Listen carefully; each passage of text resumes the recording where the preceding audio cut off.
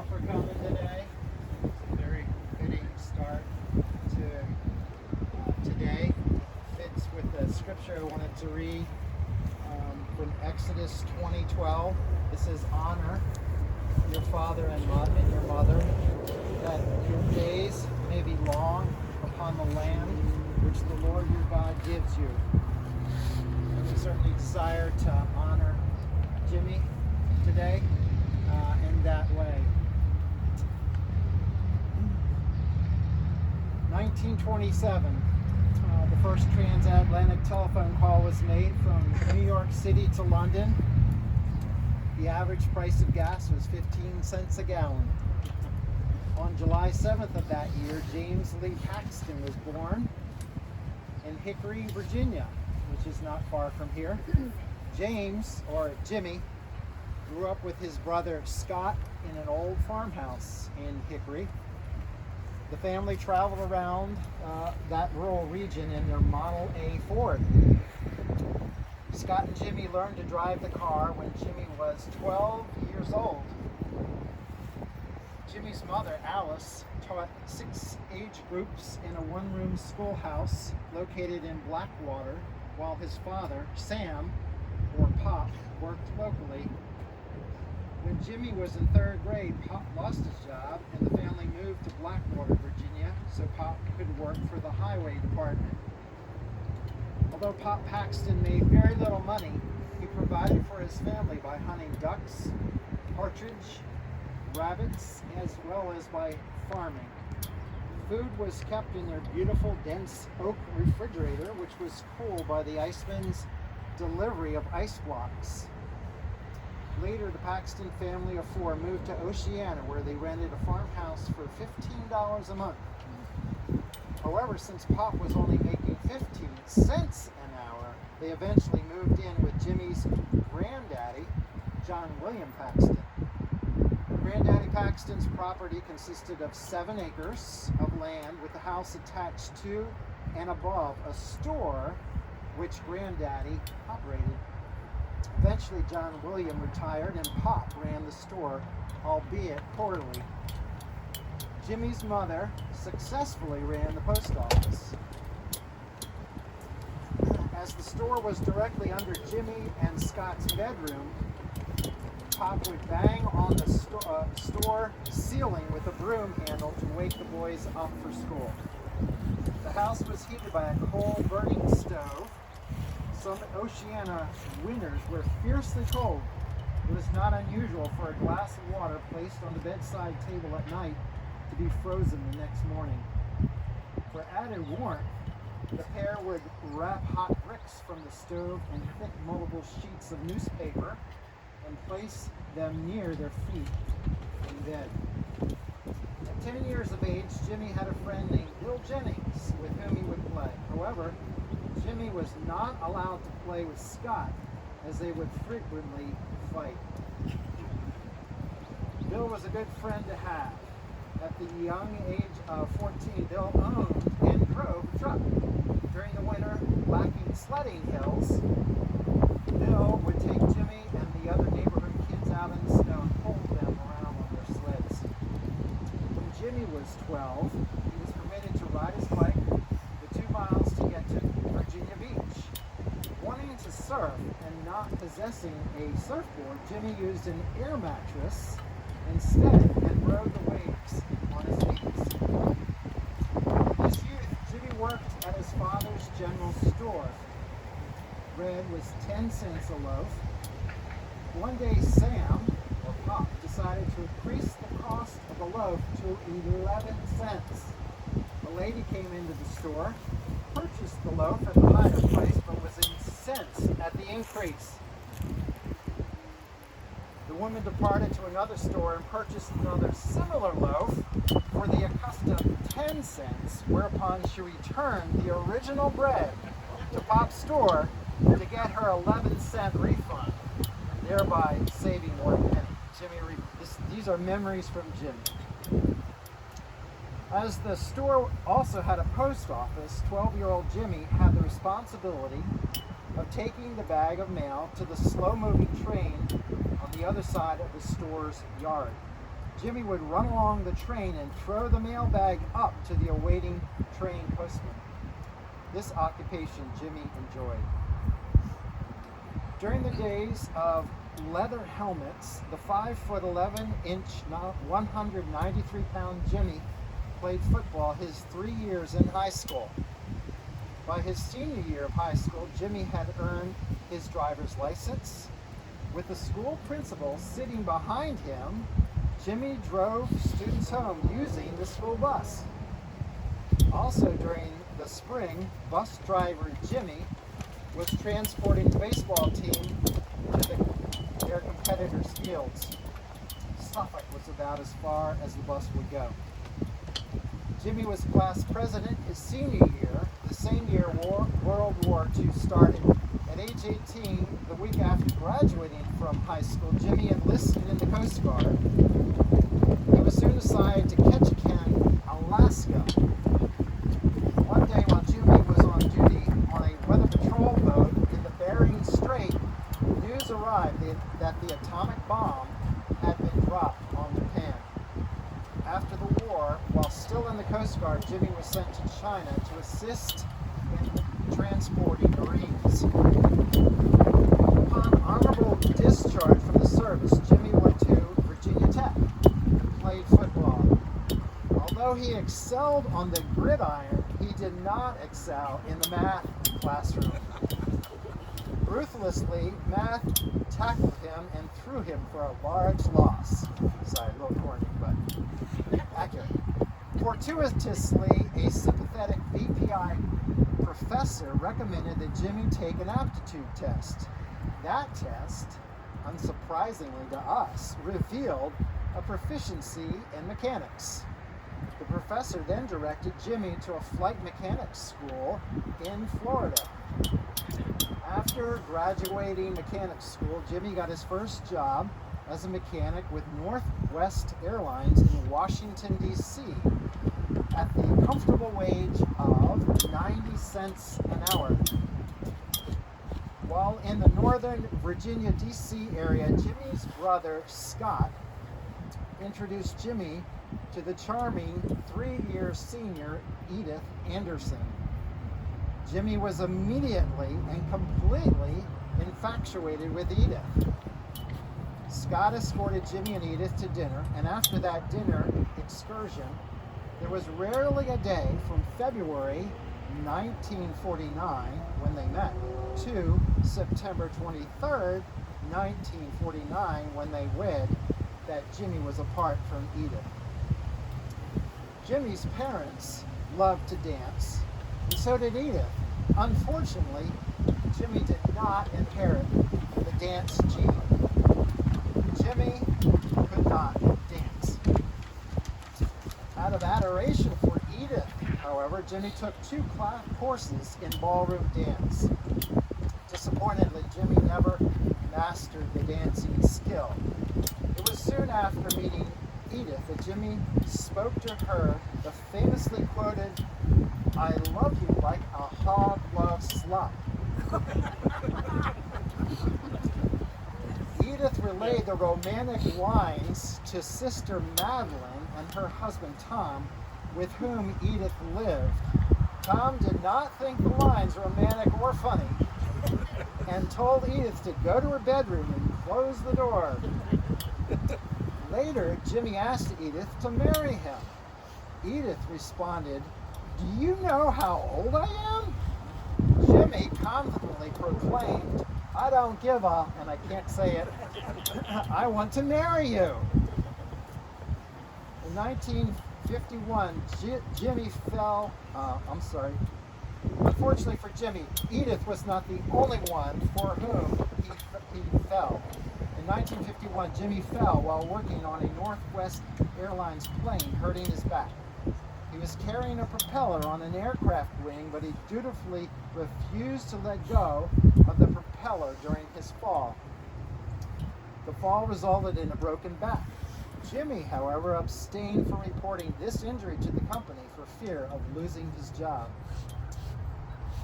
Jimmy and Edith moved to icy Minneapolis, Minnesota, but lasted only 3 months due to the frigid conditions. the pair returned to Oceana, Virginia. Jimmy worked at the Norfolk Naval Base fixing aircraft. Soon afterwards, Jimmy worked for Piedmont and subsequently National Airlines. After a stint in Oceana, Jimmy and Edith subsequently moved to 2861 North Landing Road. At that time, the house telephone had a party line of 8. Thus, the possibility existed of 7 neighbors listening in on your personal phone calls. To call someone, you had to contact the operator who put the phone number in manually. Jimmy commented that the operator knew everyone's business. In the early days, the house on North Landing Road was built on low-standing flat land with an adjacent shallow drainage ditch. Flooding would occur if there was a significant rain. Jimmy proudly recalled how Edith contacted Judge Kellum saying the city needed to do something about their poor drainage. The next morning, a bus of prison inmates came to their house and significantly deepened their drainage ditch all the way from North Landing Road to Indian River Road.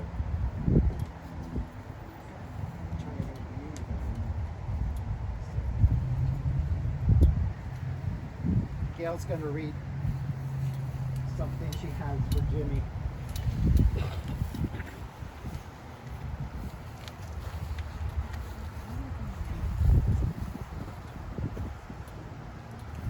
Yeah.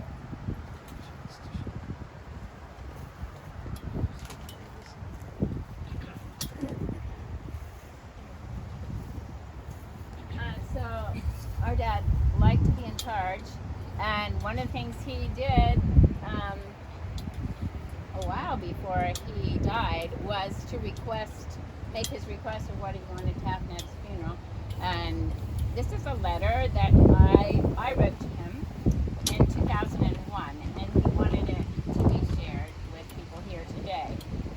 So I'm not going to read it word for word, but I said, "Dear Dad, I have so many happy memories of a father that loved to spend time with his daughters. Daddy sat through every long piano recital just to be there for me, and I had played the piano all the way from elementary school through high school and then through college, so he saw a lot of piano recitals. You took the time to listen through those years when I was confused. Thank you. I remember so well the summer days, also when I was a teenager, how you went with us to the beach. I felt so loved and protected at a time when I was very vulnerable. I always felt secure in Dad's love. He was just a great father with his daughters. He loved to spend time with us. His commitment to myself and my mom's commitment to us carried us through turbulent teenager years and anchored us. They were also very committed to bringing us here to this little church and faithfully making sure we were here every Sunday and establish us in a faith in God. And that's a very important thing that I hold on to and appreciate from my past through the years. Just a commitment to God. And then lastly, he passed on to us. I think my sisters agree with this wholeheartedly. A love for family. It was very important to him to everybody be gathered together. On Sundays, we always went to our grandmother's house and had chicken dinner, and it was just a real anchoring thing to be a part of family and be surrounded by family on a weekly basis, Sunday afternoons. That's pretty much it. I might share a little bit more. Thank you. Okay, in a few moments, I'm going to open up for anyone to share. While you're thinking of something and organizing your thoughts, I was going to read a few things that people emailed to us. This is from Fred. If you look over and see the beautiful Nimmo garden over there, it's a reflection of the beauty Jimmy brought to many in various ways. When first proposed, I spoke with him about getting it tilled and ready to plant. Jimmy had the answer. He presented us with his homemade tiller that took 2 of us to hang on to. The ground had not been tilled in over 100 years, but with his assistance, we completed the task. We started with 4 community plots, plus NIMO, the NIMO UMC Community Garden. We now have 52 community plots and triple the size of the NIMO garden. This produce is shared with other churches and food pantries. His last pride and joy, Jimmy's last pride and joy, was donating the Ford tractor to NIMO after having it restored. Mary Grindle writes, "My favorite memory of Jimmy is when I watched him walk his beloved Edith out to my car when I would pick her up for circle meetings. He'd make sure she was settled in and buckled up. Of course, he'd always have a story to tell. Then, as soon as he'd see my car pull up after the meeting, he'd head out to the passenger side and help her to the house. He was always so happy to have her back home. Theirs was a true love story." From John Anderson, "My memories of your dad," talking to the daughters, "started with going to the beach and he's setting me up for the perfect wave on my raft. He and I would talk a lot about tools and their use. He told many times about his pedestal grinder that came from a Navy ship and his threat of a headbutt if you got out of line, which was always good. And my boys remember him and his snake charmer, which was a sawed-off shotgun for snakes." And then from Bernard Brown, "I worked with Jimmy at Norfolk International Airport for 10 years. He was an outstanding boss. He always backed up his employees. Frequently, you could find Jimmy working with his men, being it showing them how to fix a part or how to replace a part. He would overlook tardiness, provided there was a valid excuse, and often allowed employees to leave early if they had a legit need. Jimmy, of course, often got upset when someone did not do something, or if they did something unnecessarily wrong or just plain stupid, but he always forgave the mistakes and never held a grudge. One day, during a mid-morning flight, employees were walking to a jetway as the plane was being pushed back. A young man came running out and yelled, 'Is that my airplane? How am I going to get there?' I assumed the man was up on some high platform. Jimmy replied, 'Jump.' The passenger jumped off the jetway, landed on the cement, rolled over, and ran out to the airplane that was getting ready to leave. Crew happened to notice him running to catch the plane. The captain, this never happened today. Captain stopped the plane and flight attendant dropped rear stairs. The young man was able to climb the stairs and get inside. The stairs were closed and the plane continued flight. After Jimmy and a utility employee returned to the shop, Jimmy replied, 'I can't believe I told him to jump.'"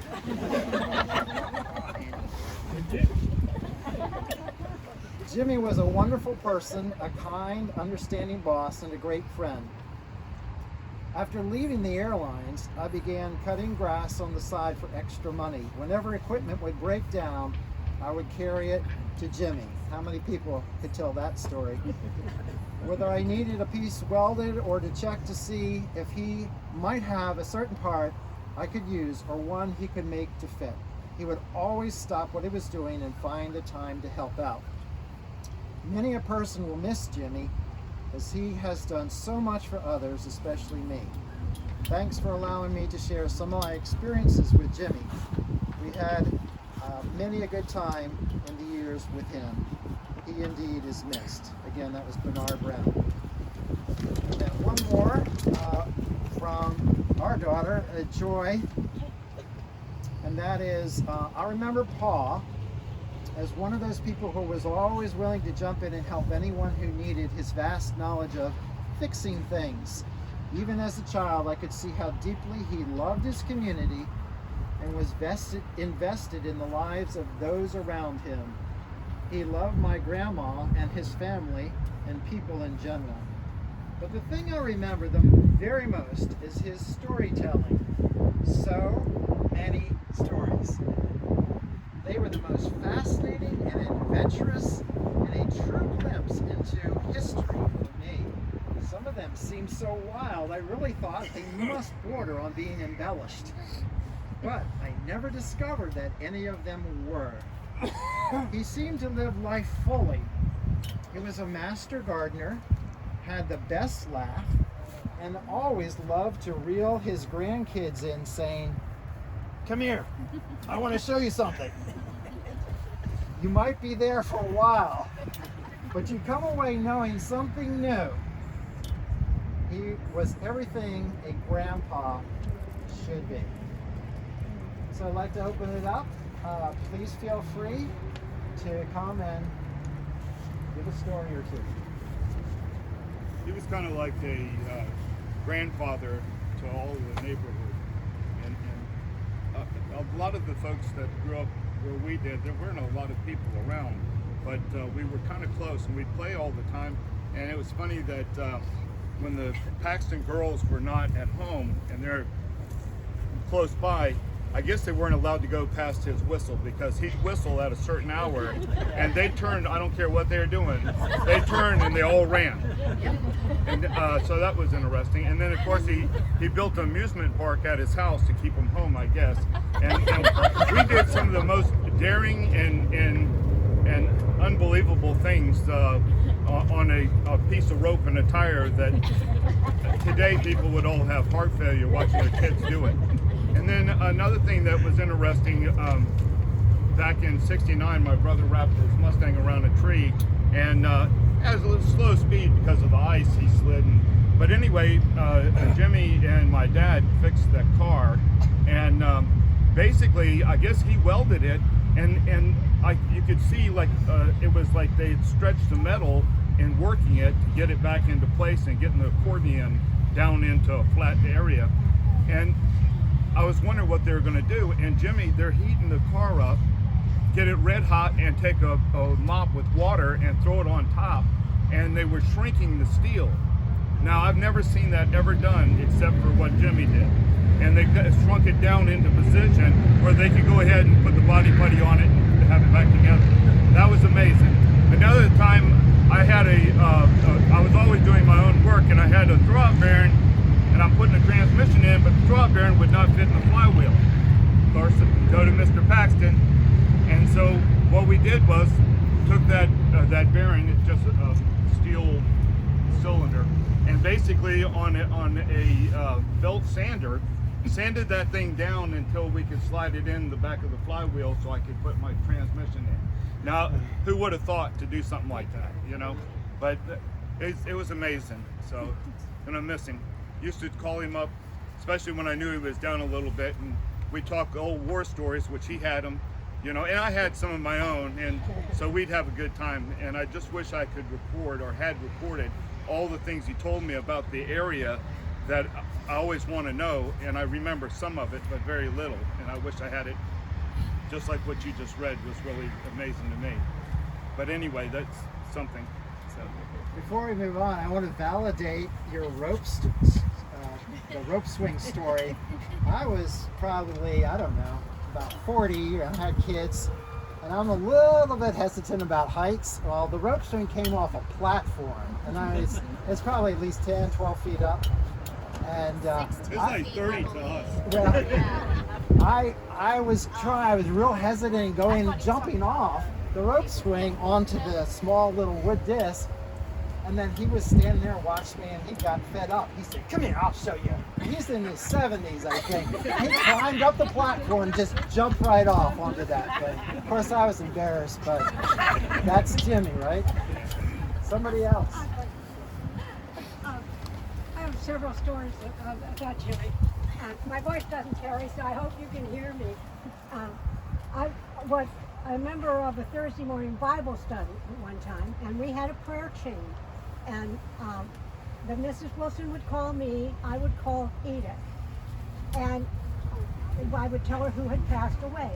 And one day, Mary Murden, now some of you may remember Mary Murden, quite some time ago, passed away. And I called Edith. Edith was not home, and now I'm suffering what Jimmy was suffering. We're almost deaf. And I told Jimmy that Mary Murden had passed away. And I said, do you want me to call the next person in line? And Jimmy said, no, I'll take care of it. And so at noon, Murray Malden called me. And he said, Kathy, did you pass along that I had passed away? I said, no. Mary Murden had passed away. And he said, oh, who did you call? And I said, I called Edith, but she wasn't home. He said, Jimmy took the message, right? I said, yes. So Murray said his demise was greatly exaggerated. Another time, I had a grandson. They don't live in this area now, but they live down at Highgate Greens. And so the youngest grandson and his mother were sitting in the balcony one Sunday, and it was very warm up there. And my grandson felt nauseous, so his mother ran down the stairs with him, took him outside. And a week or so later, I was in the social hall with the pastor at the time and Jimmy. And I said to Pastor Morris, I understand someone almost threw up in your sermon last Sunday. And he said, yes, a little kid. And Jimmy looked at me and he said, I've thought about it several times. And then another time, at the time I was head of United Methodist Women.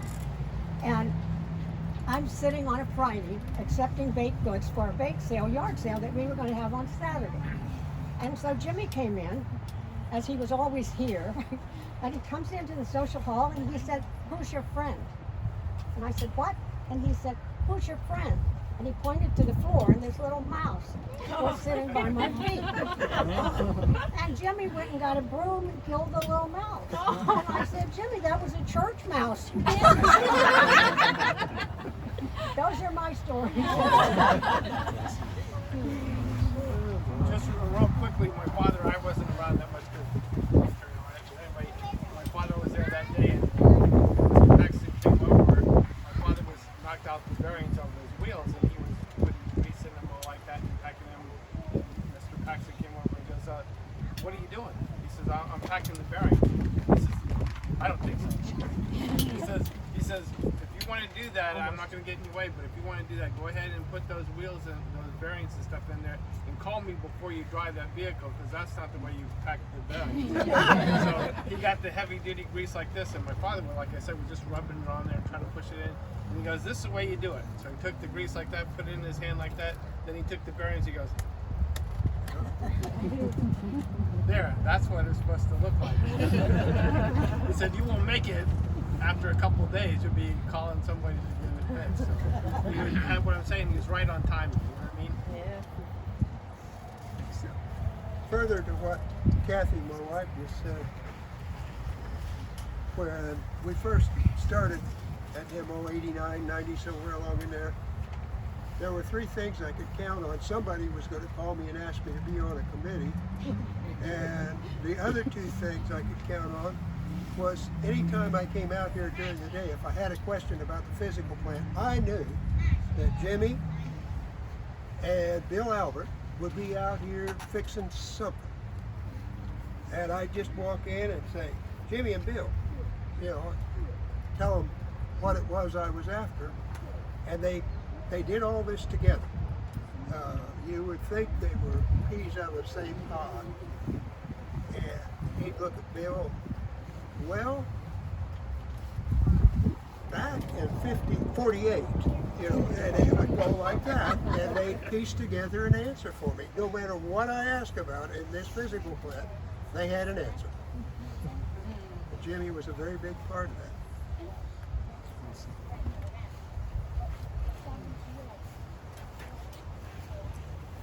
the story? I don't really have a story. Well, I got lots of stories, but when they talked about it, I couldn't even think of any particular one. But he was just a great neighbor. I mean, we all felt like we were just family. We lived across the street from them. The girls were over at our house. We were over at their house. And anytime you needed something, Mr. Paxton could help you. Especially since my dad died, he was really my go-to person. Now I have no idea who to go to. I mean, things are just going to keep falling apart at this point because I don't have anybody anymore. But we're definitely going to miss him in the neighborhood and just all the fun times and things. I do remember the one time though, I was on the mini bike over there and I ran over a snake. And for whatever reason, instead of just driving off, I just threw the bike down and, you know, just with the snake and just took off across the street. And, you know, he would remind me of that story every now and then. You know, I should have at least ridden the bike away from the snake instead of just jumping off and running. But, you know, they really provided us all with just a great childhood and just so many memories, and even recent memories. He would call and, you know, talk to us, and he and my mom talked quite a bit. And, you know, it's going to be a big loss for all of us because we all loved him very much. He also, he and Edith both took care of Mr. Paxton, which I always thought was had the best initials for any man. His name was Bad, Bruce A. Dixon. But basically, Jimmy and Edith took care of him in his later years and just were everything for him. And that's the kind of neighbor he was. Mr. Paxton bought a little piece of land from Bruce in the beginning, and you know, always were neighbors for I don't know how many. I forgot when Bruce died, but it was a long time ago. That was something he always did, or they did. I'm Patty, and my father, Scott, is the infamous brother that fought with Jim. So, by the time I came around, they weren't fighting anymore, not physically anyway. But, you know, as you all know, there are so many stories about him. And growing up with the rope swings of the platform, the cable slide, dirt bikes, all that fun. When I moved back to Virginia Beach, Carolyn and I, Jimmy used to go out to the ocean and body surf in the afternoon. Had a great time. So all those things, Sunday lunch, our dinners every week, all that. But in the later years, well, first of all, Pop, his dad, was a gardener. And Jimmy was a great gardener. And I guess I got it, not necessarily a good gardener, but I enjoy gardening. And so I'm always in the dirt. And so just this spring, Jimmy was in rehab. And, you know, he was failing and life was hard. At the end, that's, you know, when you're 95, it's different. So anyway, I went in to see him at the rehab, and when I was getting ready to leave, he grabbed my hand. I went to say goodbye to him. He always would say, "I love you, Patty." You know, he grabbed my hand and he said, he goes, "Patty, when I hold your hand, I know whose hand I'm holding." And I thought, it kind of seemed deep. He goes, "A farmer." Because my hands were so rough. He never lost it, you know. A farmer. Somebody else. I have a story about the rope swing. I have a lot of stories, but I'm gonna try to keep it short. My sister Michelle and I, oh sorry, by the way, I'm his granddaughter, Julie. My sister Michelle and I, when we were probably, I don't know, middle school age, Michelle is a bit younger than me, so she was probably more elementary school, pretty little. We were on the platform that was, how high did you say, Kate? 16 feet? No, that was the rope. rope swing? No, that's not the rope. It's just 16 feet was the cube. Oh, okay, well, Yeah. there was the tall it's platform with the rope 10 foot. swing. 8 foot, 10 foot. And Yeah, Michelle and I were doing this game that all the grandkids did, where we would start with the biggest kid would jump off the rope swing and swing out and then come back and The back next to the one. platform. Then the second oldest would jump on. I don't know why we did it in that order, because the youngest kid was always the farthest away at the jump on the pile of kids on this one swing. But Michelle and I were doing this, and I jumped off and swung, and then Michelle jumped and missed and fell all the way down and landed right on her stomach, face down in the dirt. And I just remember feeling like, oh my gosh, she's dead. She just didn't move. And Pa ran out from the house with my mom and looked at Michelle and picked her up, and she was just kind of shocked. And Pa said, well, you have to eat a peck of dirt before you die. Hey, she wasn't the first one to miss that I boat. was you all learned to do that because we got you. That's the whole reason that platform got built, is because we had a dollhouse that was right this high. And me being me, climbed on top of it, and swing up so I could go off of it. go higher. That's like you're destroying the dollhouse. So he built us a platform to go off of. I'm going to tell one story. I have a quick story, a funny story. When we were children, again, we went to my grandmother's house every Sunday for chicken dinner, and down in Oceana. And we were there, and he had very particular opinions about the preacher of the Methodist church where she attended at that time. And as we were sitting in the living room, unexpectedly, this man came to visit. He pulled up in the circle driveway, and he spotted him out the window. And he said, come on, girls. And he took us to the back bedroom, closed the door, had us all climb out the window. He went first, out the window after him, and took us around. After the man went to the front door, we were about at the back of the house and went around, jumped in the car, and he drove us all the way in the Volkswagen. Hey, do you remember that the little Renault he had? Was it a 4CV or something? I remember he took us to West Neck, and at the time where the bridge is at West Neck, there was a little shed there, and I thought he was going to drive in the water. Do you remember that? But he's driving real fast on West Neck Road, and he goes off the road just before the bridge, and it's like, well, there's like a pier there, but I thought, is he going to go down that pier with the car? You know, I thought we were going to roll into but he drove it, was like a little, I guess, a Maserati to him. It was pretty fun. You remember that? I do not remember it, but You don't remember it? Because you're probably in the I car rode with too, you though. all the time. I know, you're probably in the car also. She's probably used to him doing stunts like that. Well, yeah, I didn't know what he was going to do. That's the thing. I just saw the water coming real fast. Somebody else? Can I close it? Sure. Okay. Or did you want to? Were you going to say anything? Okay. I'm going to close it with one word to describe my dad, and that would be generous. I don't care when he was young, if he was middle-aged, he was old, he was generous with whatever he had. He was generous with his time, with his talents, with his finances.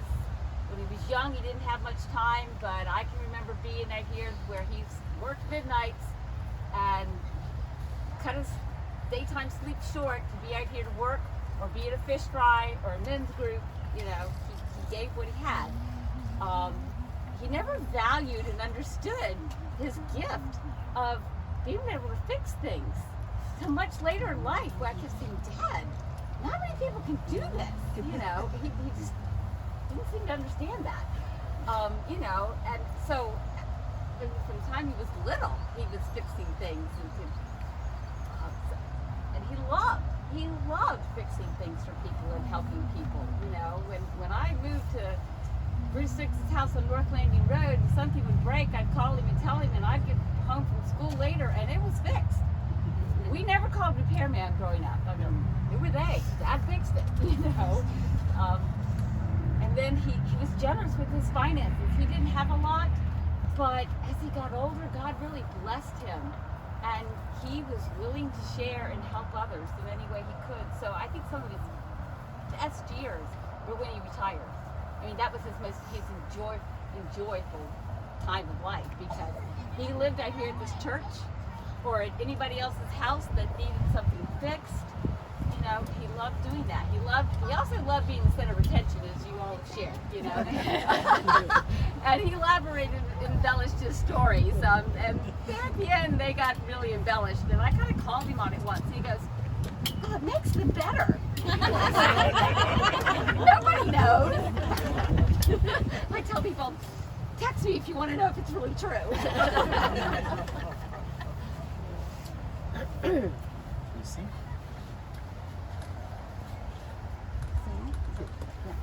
Okay, Gail's gonna share a song.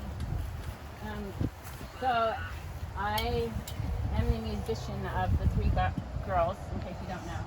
And in my earlier years, I had a high soprano voice. I do not have a high soprano voice anymore, but Dad asked that I would sing the Lord's Prayer here today, and I'm going to try to get through it. It's a version that I sang for years when I was younger, and he said it always moved him to tears. So it might move me to tears today, but I'm going to try to sing it for him.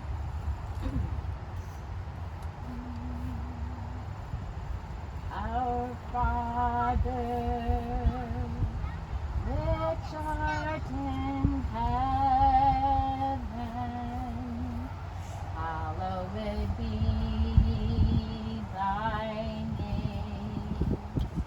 Thy kingdom come, thy will be done on earth as it is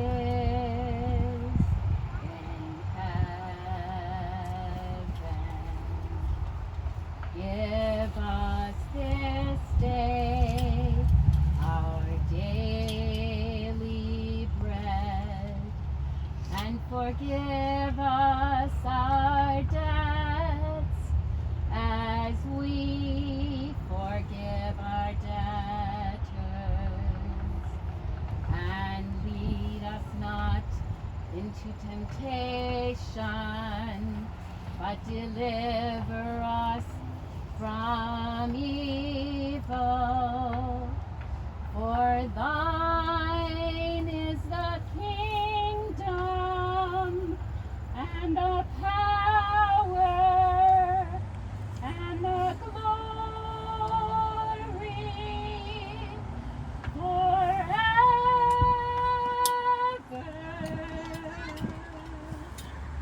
Amen.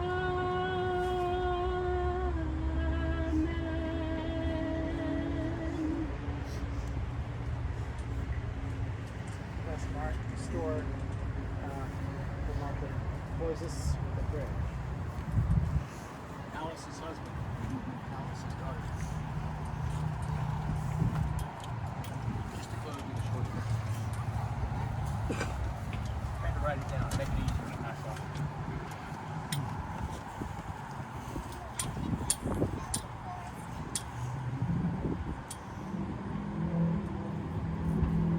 Our Father in heaven, today we thank you for the man whose life we celebrate today. To those of us here, he was so many things.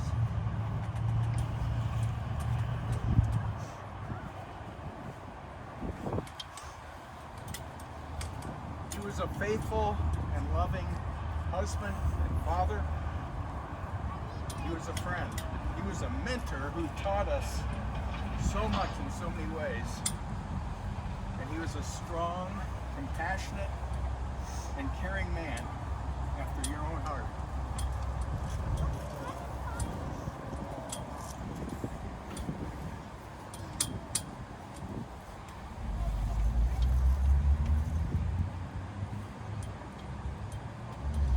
His love for all of us and his example of life, a life well lived, will stay with us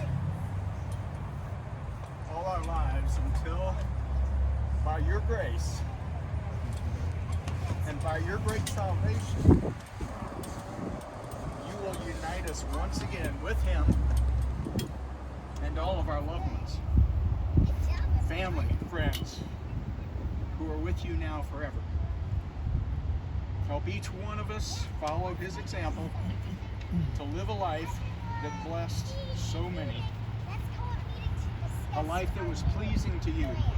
We gratefully thank you and praise you in Jesus' name. Amen. Thank you all for coming. And God bless you.